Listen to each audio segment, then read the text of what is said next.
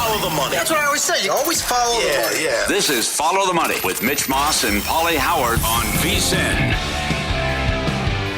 Welcome into Follow the Money show. It's presented by DraftKings. Michael Lombardi on some playoff picks and NFL season preview in half an hour. Also, what we're betting as well in pocket. NBA draft tonight, round 1, round 2 tomorrow, and big odds movement and updated movement in the last week or so with the markets and DraftKings and also William Hill and Caesars. Ricochet to go number 1 as high as 330 at Will Hill, minus 260 at DraftKings. Klingon a week ago, 2 weeks ago, was 13-1. Got as low as plus 180.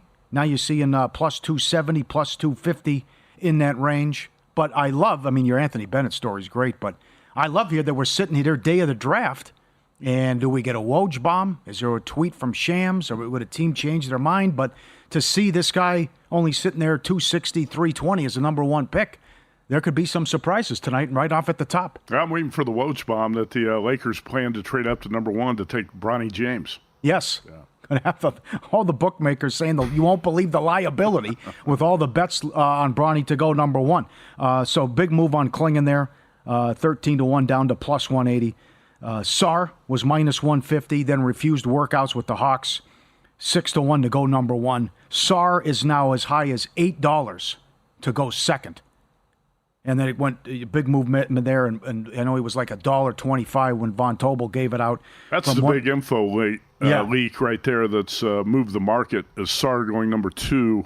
And it'll be interesting to see if it actually plays out that way, because so many bettors are convinced that it is, right? That's solid information that's going to happen. But, Paul, we might see some trades and a lot of movement in the top 10 of this draft tonight. That's right, and what the Spurs are going to do, and one trade changes everything and blows it up. So Sar from minus 150 up to $8 to go second. He's 650 at DraftKings. Also, first pick overall, Castle was 60-1 a week ago. Low is 15-1 at William Hill. If you follow the money and do the 1, 2, 3 exacta, Ricochet, Sar, Reed Shepard is $1.10. Shepard to go third, plus 130 a week ago, now minus 190 at DraftKings, as high as 225 at Will Hill Caesars.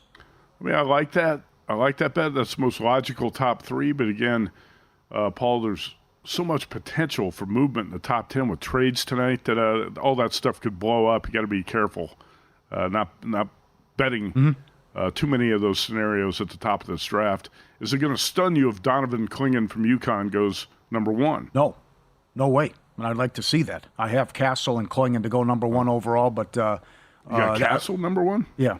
Actually, I like Castle a lot. I believe he should be a top 5 pick. It seems like a stretch that he could be number 1. Probably not, but it was, based on a workout and some info out there. It could be bunked, but certainly 60-1 down to 15-1 with Castle. The Bronny James props from 38.5 under plus 120 to 49.5 over minus 180 draft position. And do the Lakers take him in the 50s there? Will the Lakers draft Bronny James? Plus 180. Now the Lakers to draft Bronny minus 190. You only take workouts with the Lakers and the Suns, so the Lakers minus 190, then you're seeing 6-7-1 on the Suns. The Lakers are minus 190? To draft him. I just bet him to go to the Lakers Friday at even money.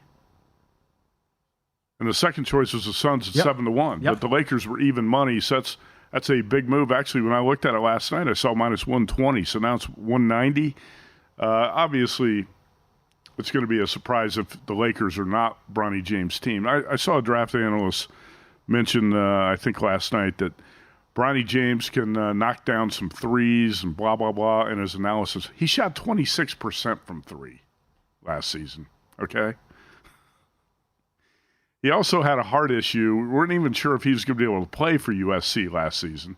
Came off the bench, averaged 4.8 points a game. His heart condition also, if it were just another player, you would have a lot of concern about, is he even going to have a future as a basketball player? You can say, well, in 5 years, Bronny James is going to develop into this, but do you know that for sure? No, I don't think you do. I like his attitude a lot, and I think he could be a rotation player in the NBA, but he is at best a mid to late second-round pick, and he probably should be signed as a free agent, but the Lakers are going to make him a draft pick late in the second round.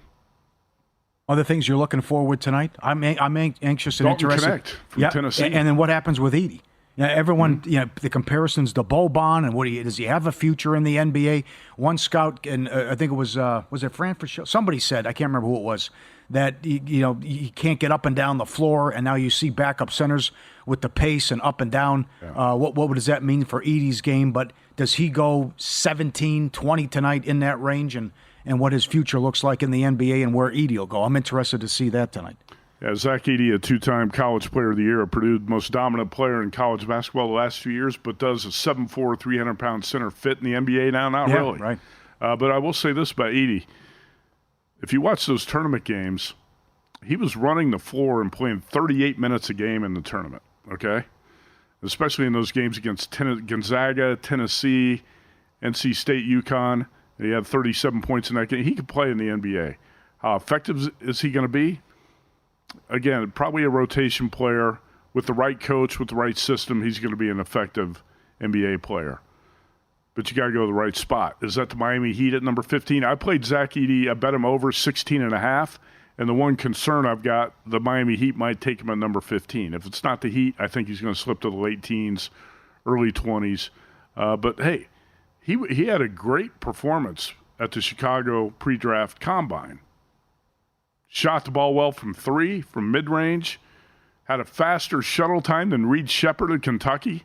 I would say that late teens is probably where Zach Edey is going to go. Dalton Connect might be my favorite prospect in this draft. Wing from Tennessee, 6'7", 6'9" wingspan. He can shoot. He's got a high release on his shot. He can score from anywhere on the floor. And I think he's a can't-miss NBA prospect. Okay. I bet him under 9.5. I think he could be a top 5 pick. And by the way, that 9.5 has moved to 7.5 in the last couple of days. Okay. Yeah. All right. Good call. All Matt's picks coming up in half an hour. Also, a big trade in the NBA. The Knicks get Bridges from the Nets for a bunch of picks. And Mikal Bridges. Right. Yes. I also mixed him up with Miles Bridges. I was talking about the off-court issues, but Mikal Bridges, do you think the Knicks gave up too much here? No, I don't, because they have a plethora of picks. So they're in win-now mode as they should be. And I love this fact that it's like, hey, let's get the band back together and all these Villanova guys, well, we won championships, and let's try to do this at the NBA level. So I love that. Do we have the Screamin' A. Smith clip about the Villanova players? That's good. Do we have that or not? We do. The Nets now have 16 first-round picks through 2031, and they have a ton of cap space next year, total rebuild. You also look now at what the haul is that they got for Kevin Durant after they trade Bridges now to the Knicks. The Nets got Cam Johnson, 9 first-round picks, and 5 seconds in the KD deal. Uh-huh. The Nets and Thunder have 8 of the 30 first-round picks in next year's draft. This is nuts. So the Knicks said, let's do this. Let's try to get another score. Bogdanovich is also in the trade, and the Knicks go down to 9-10-1 in that range to win the NBA title with the move as they acquire Bridges last night for all those picks. This headline from the New York Post, 3 days ago. The headline quotes Stephen A. Smith, being wrong all the time won't stop weak ESPN from caving to his contract demands. And the contract is going to be sad when it actually happens. That was Phil Mushnick taking him down. Yeah, it is. It's a downfall of ESPN as well. But we have a clip here of Stephen A. Smith. We talked about how wrong analysts are on the draft, and we had Colin Cowherd, the clip we played about how he couldn't wait to see Ben Simmons play every day. This is Stephen A. Smith talking about the Villanova Stars prior to the NBA draft a few years ago. Villanova doesn't have a real NBA prospect on their squad. Villanova doesn't have a real NBA prospect on that team. Paul, who was on that Villanova team? Jalen Brunson was on that team. DiVincenzo. Josh Hart was on that team. Dante DiVincenzo was on that team. Yeah. Nice job, Screamin' A. Yeah. He has no idea what he's talking about. He shows up totally unprepared for everything. He does. Wow. He does. Oh, wow. I think he's ranks among the worst analysts in the business, but he's the highest paid carnival barker out there. Yeah. They don't have an NBA player. What? He doesn't have any clue what he's talking about. You might be at Hoover Dam if he gets, because he said no to $18 million a year. And they might come back and he wants like he wants $25 million a year. Well, now you got me going. I love the fact that... What's this world coming to? I know. I love the fact that he's like, I want more input and I want to talk more NFL. And then the last time we saw him on the NFL, he was breaking down a game. He named 4 players. 3 of them weren't in the game and on the same team. Exactly. With the Hunter Henry debacle. Okay, so any event... Supports my point. Well, you sent in the clip, too, of Porzingis when the Knicks drafted Porzingis. And he rattled off every guy they should have selected, and they're not in the league anymore. Exactly. So that's good. But I love the move for the Knicks. It's a good acquisition to get Bridges and a score. But you have all these picks that you had to deal with. And, well, you asked me about OG and, testing the market out there. I don't think you make this trade if you know OG's coming back, too. So I think they're confident they're going to get OG. I understand your history concerns, but when healthy, and that's the big if, though, but you just see what this team could have been. And I think they could have challenged Boston if they were 100% healthy, and just so much what they had to deal with all the injuries was a big part of their undoing, and certainly the Pacers were out of their minds shooting in Game 7 as well. Win some, lose some coming up next. 0-0 detector was out. 8-1 tickets cashed in a couple of the soccer games, and one bad beat as well. That's straight ahead with a great dog video coming up on VSiN, the Sports Betting Network.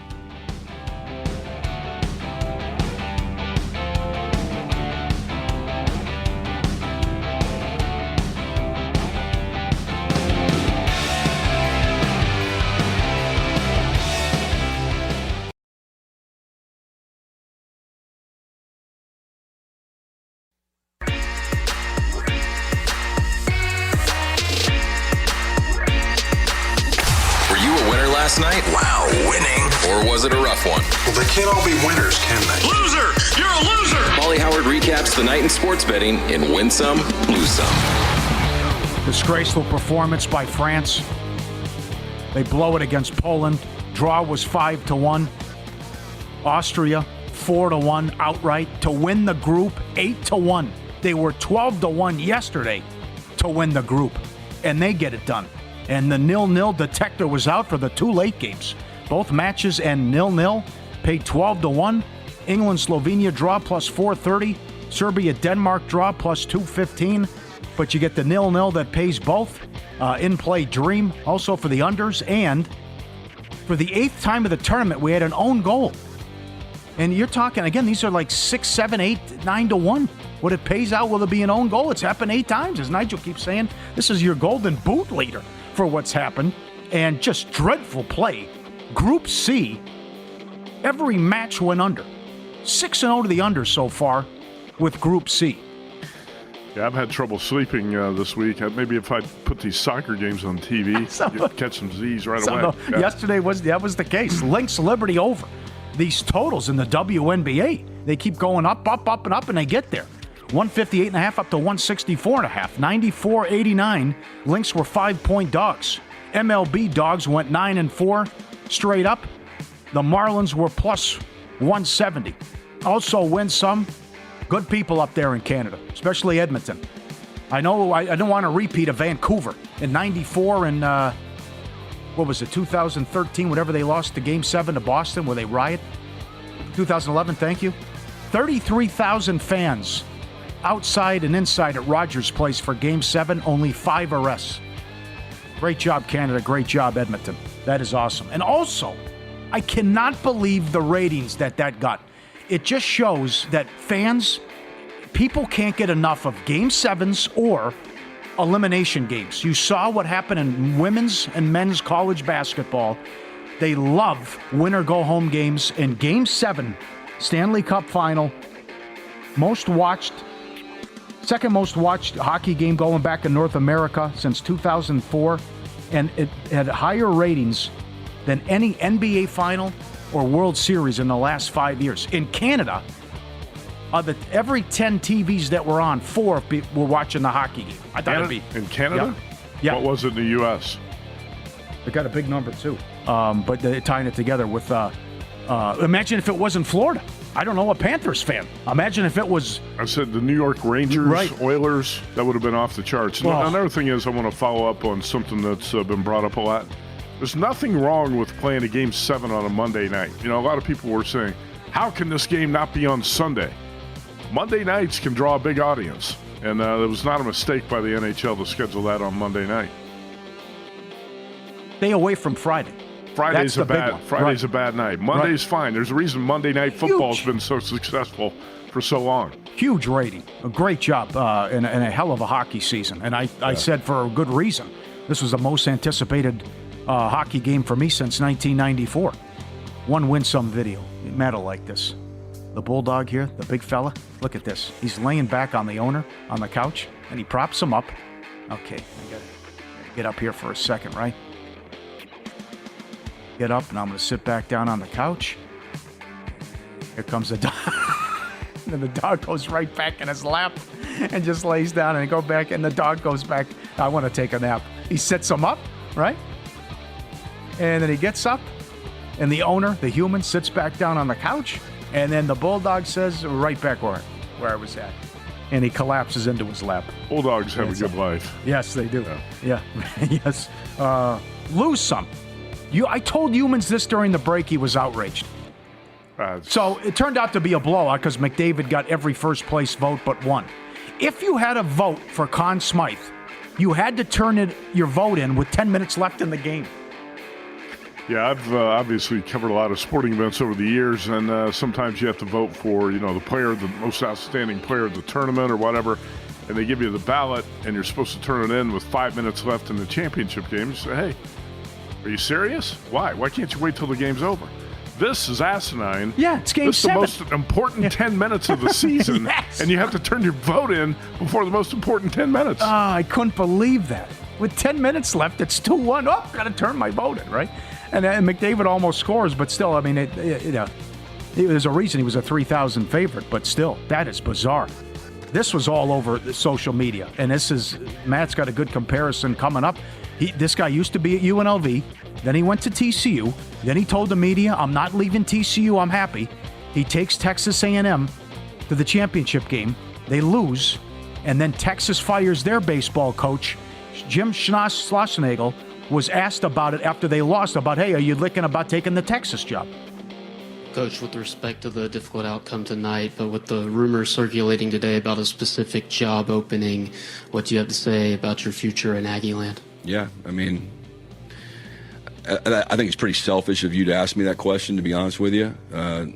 But I left my family to be the coach at Texas A&M.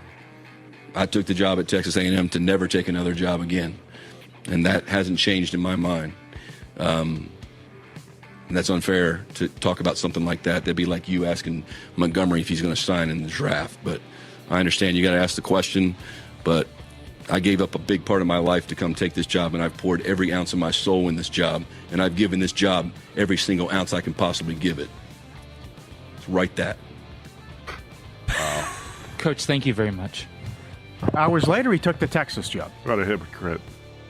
There's some other words I could use here, but not fit for TV. And I know Jim Schlossnagle when he was at UNLV, hell of a baseball coach, great coach. He's going to win big at Texas. Took A&M to the Game 3 of the championship round against Tennessee. Did a great job with the Aggies, but to reprimand the reporter for asking the question and then basically say you're never taking another job, and then the next day he knew he was taking the Texas job when he answered the question. Why do you answer it like that, right? You don't have to act like a jerk. Yeah. Just say, I don't want to talk about that right now. It's also the reporter's job, too, right? And he got him. And as you said, it reminds you of Nick Saban. Nick Saban. I'm not taking the Alabama job. I'm not going to be the Alabama coach. Yeah. And then, of course, a short time later, he's the Alabama coach. One bad beat or push. First 5, Tigers, Phillies, no score. Bottom of the 5th. Detroit gets 4 off Suarez. Oh, boy. That was tough. That was brutal. All right. It was win some, lose some. Great job, guys. All new VSiN NFL betting guide drops tomorrow, packed with everything you need to dominate this NFL season. Profiles of every team, advanced stats, betting systems, trends you won't find anywhere else. Win totals, futures, props. Everyone weighs in. celebrate the release of the guide. We're going all out, special coverage throughout the day. Tune in all day tomorrow. Expert analysis, insider tips, everything you need to start the season strong. Femi in studio as well. VSiN.com/subscribe to sign up today to get our all-new NFL betting guide. VSiN.com/subscribe. Oh, go ahead. Femi Abebefe, great analyst and host here at VSiN. I'm going to be on the GM Shuffle podcast tomorrow with Femi and Michael Lombardi talking about the VSiN NFL betting guide and some futures and best bets as well. He's going to be in studio here with us, so looking forward to that. Yes. Also, condolences out there. This has over 350,000 views on X right before the show yesterday. Longtime handicapper and legend in this industry, Dave Koken, tweeted, "Yeah, but you just don't, it's a shock to see something like this where someone puts it out there. I have a couple of weeks to live." And just his wording caught me off guard, but he's a straight shooter. And just saying, don't expect a Christmas card from me. It's not good. I've been sick for some time with cancer, and I got bad news, and I have maybe weeks to live. And so I worked with him for over 10 years. Matt, you worked with him, did a show with him. I always liked going out to dinner with him, and he's like you and like me. He didn't cook. He ate every meal out. Exactly. And would go to Mastriani's in Summerlin. Loved Mastriani's, went all the time. Saw Chef Pete. And loved betting. He loved baseball, loved the bet, and that's who he was. And as you said, he was going to do this till the day he died, and that's exactly how it played out and how it worked out. He's a first ballot Hall of Fame handicapper and a great guy. And Dave Koken, I'm not going to say anything about him being missed because he's not done yet. And like I said, I believe that I've always felt Dave Koken was going to handicap games in this baseball season. This is true love, baseball. Yeah. He's going to handicap games until his last day. Loved the Red Sox. Rhode Island guy, Providence guy, came out here. I think he had to beat the Heat. If I recall the story back in Providence. He was a bookie back in Providence, Rhode Island, and had an incident, which is why he ended up moving to Vegas. Yeah. Yeah. Yep. And you and I have known Dave for more than 20 years. He's the real deal. Yep. Always watched every Red Sox game. Loved it. So he had season tickets to the Red Sox the year before they traded Babe Ruth to the Yankees. Nah, I think Dave Koken is. I think he's 71. But yeah, Dave Koken is a legend in the sports betting arena, and got to admire the way he's handled the health challenges he has faced in the past year. He's met it head on like a man. Had a great life, as he said, no doubt, and a straight shooter. Michael Lombardi on some NFL win totals, yes, no playoff props coming up next.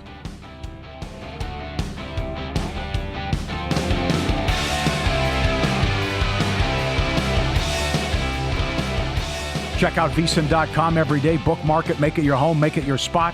Shoemaker on the WNBA. Lombardi and Brett Musburger on the NFL. Win totals, predictions. Von Tobel on the NBA draft. You got to read Wes Reynolds every week on golf with his breakdowns. Had Kim last week. Almost got there, loses in a playoff. Betting splits, best bets, odds by state, betting tools. Check it out, VSiN.com. Michael Lombardi joins us now on the Progressive Guest Line. Check out GM Shuffle Pod. Youmans on tomorrow. Femi's in studio tomorrow as well. And he joins us, talk a little NFL as well, and also Lombardi line. Appreciate the time, sir. Matt is big on the Chargers. Thinks they're going to go over their win total. Do you think the Chargers go over their win total now with the huge upgraded Coach Harbaugh coming in, Staley out?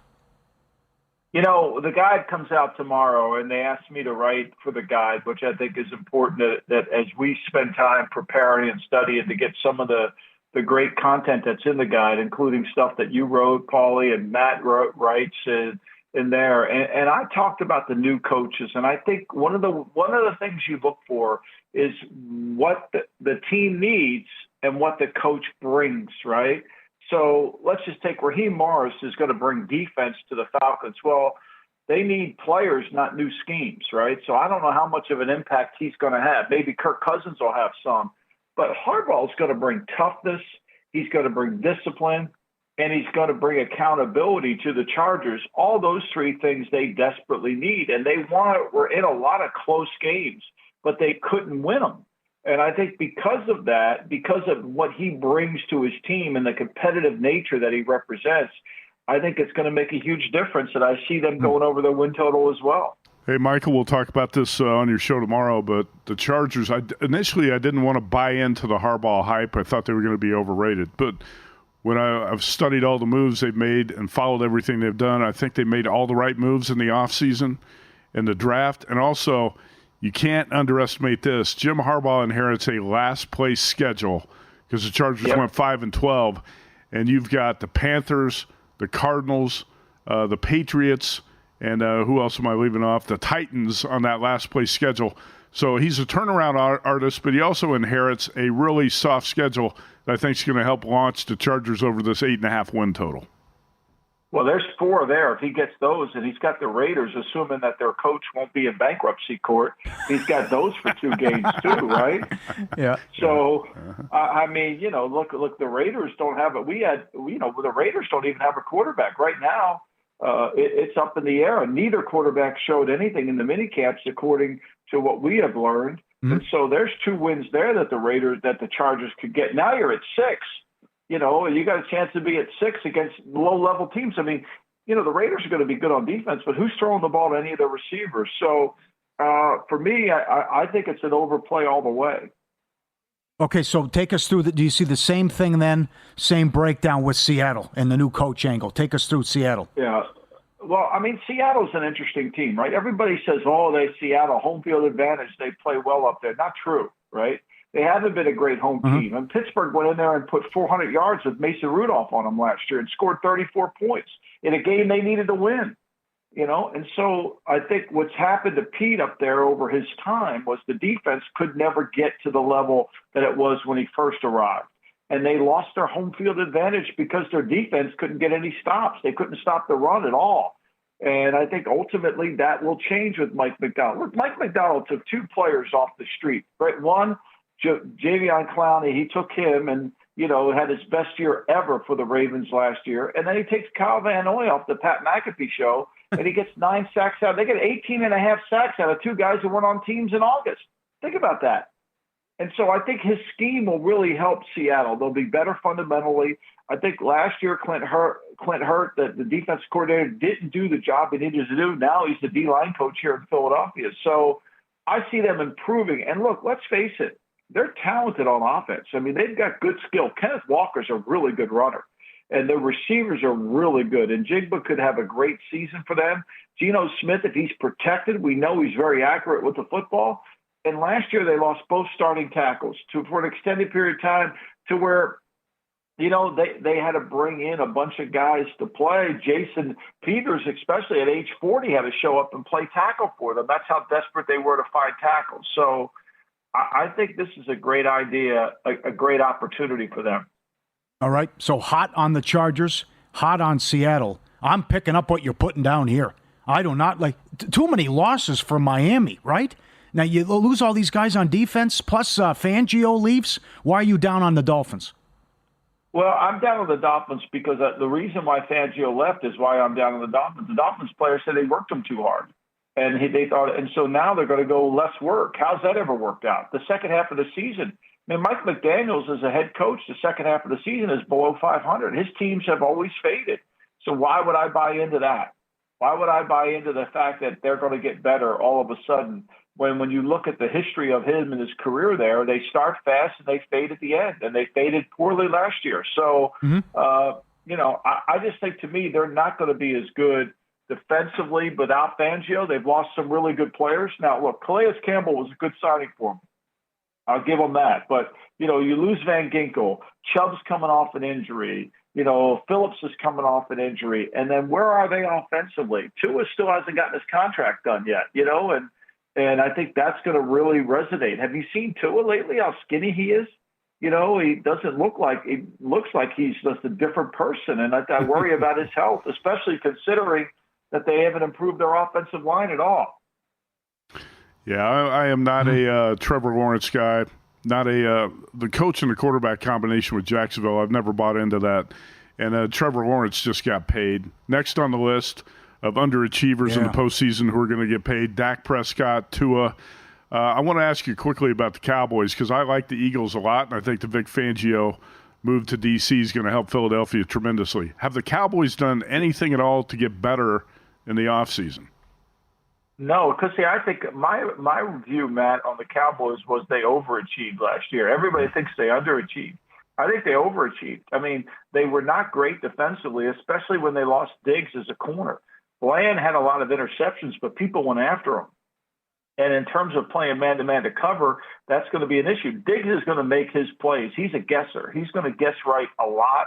Sometimes he won't. But I think at the end of the day, are the Cowboys good enough? They had 5 losses last year, all on the road. Why is that? Well, they couldn't protect. I mean, their offensive line struggled on the road last year.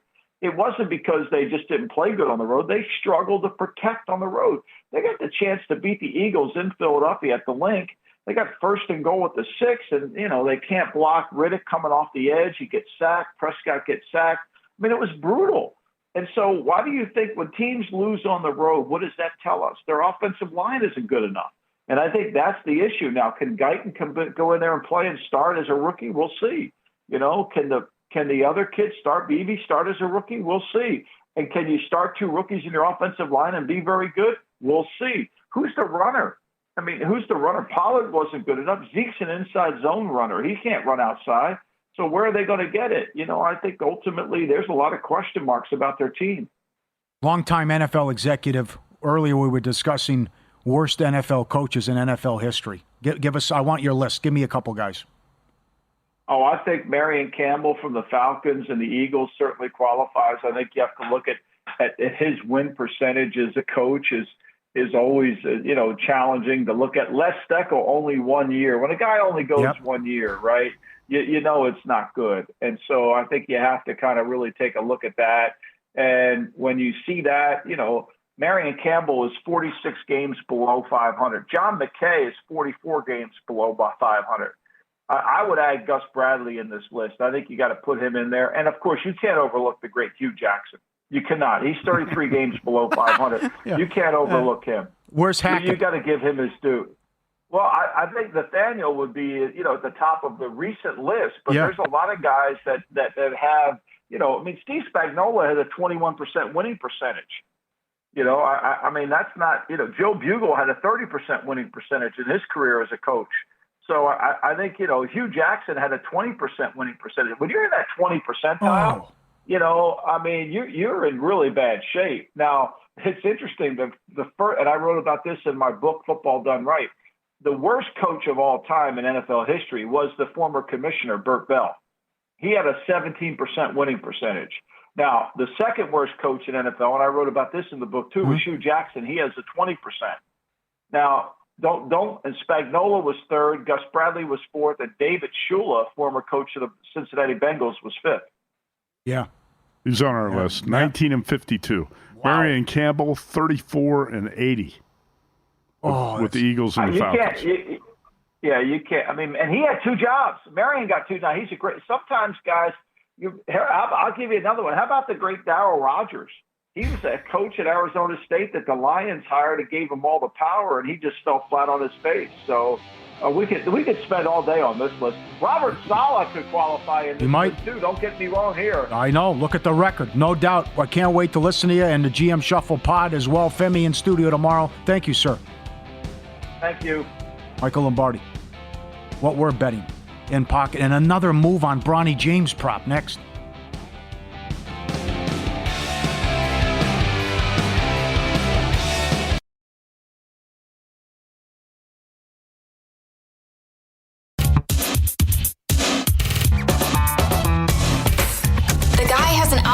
To determine the winner of any given college basketball game. Someone gives you 10,000 to 1 on anything. You take it. Take it. Take it. I bet you $20 I can get you gambling before the end of the day. No way. I'll give you 3 to 1 odds. Nope. 5 to 1. Nope. 10 to 1. You're on. Winner with the Brewers yesterday. Nice job. It was anti-Haney, though, but he went 5 innings, 2 runs. He's the second worst pitcher in baseball, ROI.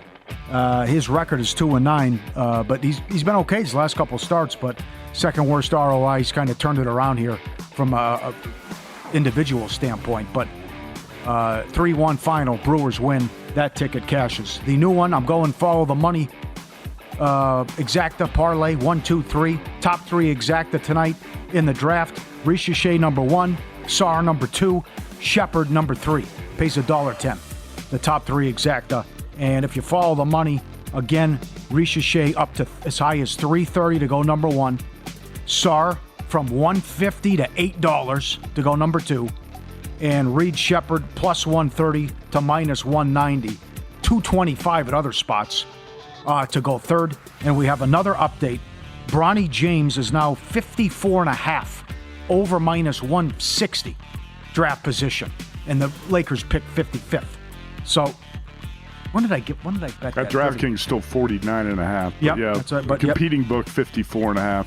He was 38.5 not that long ago. Friday night he was 39.5. Big move over Bronny James. Yes. So that there. Good luck, everyone. That's one of my best bets. One of my pending bets. Lakers to draft Bronny James, which I actually bet at even money here on this show Monday at minus 110. Over 40.5 at minus 140. So a couple Bronny James bets. 58 picks in this NBA draft. And first round is tonight. Second round is Thursday night. Do we really need a two-day NBA draft? Well, yes, because of the debate. You couldn't put the debate on. You had to move it with the debate Thursday. Why don't you just have both rounds tonight? You could do that. Yeah. Okay. That's what I'm saying. I guess. I don't see. Well, how long would that take? It's always been It's always been a one-day draft in the past. This is the first time it's a two-day draft. Yeah. Anyway, Lakers to draft Bronny. Go on Wednesday. Come back. We'll see it Friday. I'm not going to watch the debate, even though that's probably going to be a train wreck, right? Zach Edey, draft position over 16.5 minus 140. The one concern. Do the Heat take him at number 15? No. This is a bet that I really, really like. Dalton Connect from Tennessee, draft position under 9.5 at minus 140. Got to pay some juice on these, but I think these are all winners. Connect, I wouldn't be surprised if he goes in the top 5. Probably my favorite draft prospect. This, you're a little late to the party now because it looks like 8.5 and 7.5 are the best numbers, are the numbers out there in the market. There are not many books putting up NBA draft props, Paul. And in Vegas, it's hard to find anything. Now it's all off the board per gaming. So that's what we've got for the NBA draft tonight. And then Chargers over 8.5 wins at minus 145, which is a number right behind us here at the Circus Sportsbook. And Michael Lombardi likes that as well, so it's good. Ooh. How about the Yankees? How about the Mets? Here come the Mets. Mets been red hot. Grimace gets a lot of the credit for this run for the Mets. Who was the genius in the Mets marketing department that said, let's have Grimace throw out the first pitch and turn around the entire season? I know. Yeah. Well, I can't believe they did that. Of all people, Grimace. It's awesome. But I know. It's one of my favorite stories of the baseball season. Yeah. And I love that they refuse. They won't like it. Embrace that. That's awesome. Wow, come on, Grimace. They are now here, my numbers, the Mets, Red Sox, Dodgers, and Astros all have 14 wins this month, all tied. 5 days left in June. What a race this is. I think Gil Alexander has the Astros. That's in the newsletter, according to Bill 80, yes. And Mitch has the Dodgers. I have the Cardinals. The Cardinals have 13. Rained out last night. Killer. But what a race this is with 5 days left and with two unlikely candidates, Mets and Boston. Wow. Okay, so Yankees blown out yesterday. Yeah, how about Garrett Cole's start for the Yankees last night is a dumpster fire. Garrett Cole allowed 4 homers and had 0 strikeouts. Ooh. See that one coming? No, I didn't. The Mets lit up Garrett Cole. Hopefully Luis Gil has a much better start for the Yankees tonight. And Gil, you could put his numbers up against any pitcher in baseball previous to his last start when he got rocked by the Baltimore Orioles. That was that 17-5 game where the Baltimore bombed the Yankees in the Bronx. Gil, 1 1/3, 8 hits, 7 runs. Every start prior to that had been either solid or outstanding for Luis Gil. I'm hoping he bounces back here. He just had one bad start against the Baltimore Orioles. And the Yankees actually didn't have any problems with their offense last night. They lose that game 9-7. I'm going to say Luis Gil bounces back. And I do like the pitching matchup for the Yankees against Sean Manaea, the lefty. Let's go Yankees minus 140 over the Mets, my only baseball play today. All right. We are loaded again tomorrow. Can't wait. Our NFL betting guide comes out. Sal Pal's on the show. Femi's in studio. Yeah, let's do it, baby. Eagles to win the NFC East. Yep. Plenty of guide. Almost all NFL talk tomorrow. Maybe mentions the Chiefs' secret weapon for the upcoming season. Profiles of every team, advanced stats, proven betting systems, betting trends. Makinen's great. Everyone has an opinion and a pick. Win total, props, futures. Matt did the AFC West. To get the guide, you must be a VSiN Pro subscriber. Get it?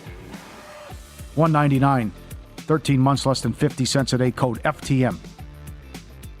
Promo code FTM. Get it now. Become a subscriber. Get the guide. You'll have it tomorrow morning. VSiN.com/subscribe. VSiN.com/subscribe. All right. What? Anything else on the baseball card? I mean, look, the Guardians won again. The Astros won again. Padres won again. Yep. The Mariners lost, right? They cannot hit. It's ridiculous. And here, boy, how things have changed in that division.